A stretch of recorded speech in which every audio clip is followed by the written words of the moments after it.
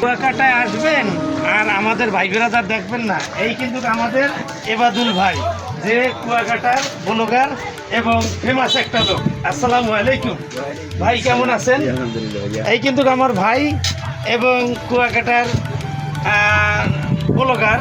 ইনশাল্লাহ যারা আসবেন, আমার আত্মীয় স্বজনের তা শুরু করে যারা আসবেন, ইনশাল্লাহ এখানে আসবেন, সাশ্রয় মূল্য সব কিছু কিনবেন ইনশাআল্লাহ। ঠিক ঠিক ঠিক কথা যুক্তি আছে ভাই।